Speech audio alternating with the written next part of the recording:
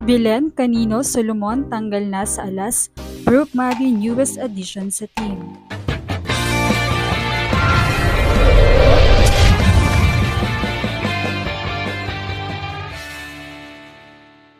What's up, Volleyball Nation? Welcome back to my YouTube channel.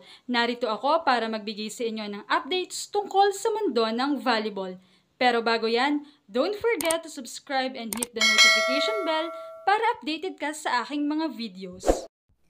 Ang Phil-Am na sina Brooke Van Sickle, MJ Phillips at Tia Andaya ay sasabak na sa Alas Pilipinas Women sa unang pagkakataon para sa nalalapit na VTV Cup sa Vietnam. Kinumpirma ni Alas head coach George De Brito ang balitang ito.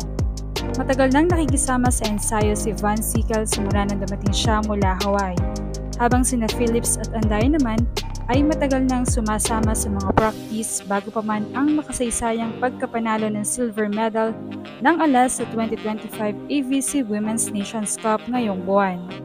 Tiyak na makatutulong siya sa team, ani ni De Brito, tungkol sa reigning MVP ng Premier Volleyball League.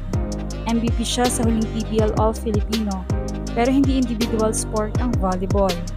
Maganda ang pag-adjust niya tulad ni na MJ at Tia. Dagdag pa niya. Kasama rin sa roster sina Justine Nazareno, Amy Provido, Mars Alba, Leila Cruz at Aliyah Malaluan na sasama kina Thea Gagate at Fifi Sharma. Parehong produkto rin ng Lasal. Kukumpleto naman sa 17-man roster sina Team Captain Gia de Guzman, Don Katindig, Lams Lamina, Del Palomata, Ea Laure, Vanny Gandler at Maddie Madiag. Ang listahan ay babawasan at magiging 14 na lang bago ang aktwal na torneo. Samantala, hindi makakasama sa VTV Cup sina Bella Belen, Eliza Solomon, Angel Canino, Shayna Nitura, Jen Nerva, Clarice Loresco at Julia Coronel, na lahat ay nakalaro sa AVC Nations Cup. Nilinaw ni Coach De Brito ang dahilan ng pagkawala ng ilang top young stars sa national team para sa nalalapit na VTV Cup sa Vietnam. Ayon sa kanya, matapos ang tagumpay sa AVC Nations Cup, binigyan muna ng pahinga ang mga UAAP stars na sina Canino, Solomon, Nitura at Belen. Pagkatapos ng UAAP, diretso silang mag-training kasama ng national team. Ano ni De Brito sa panayam.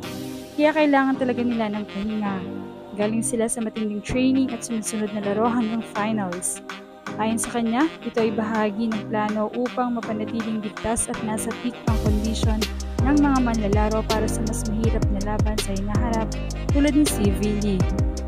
Gusto ko ring maging handa sila para sa laban kontra Dominican Republic dito sa bansa. Dagdag ni De Brito. Kailangan natin ang pinakamahuhusay na mga manlalaro sa pinakamahusay na kondisyon.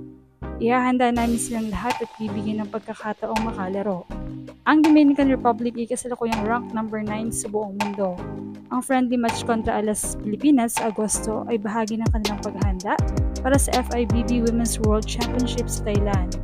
Kahit wala sila sa VTV Cup, nananatiling mahalagang bahagi ng national team pool sina Belen, Canino, Solomon at Nitura at inaasahan nilang makakalaro sa mga susunod na torneo. Anong masasabi niyo dito? Leave a comment below. Thank you for watching and don't forget to subscribe.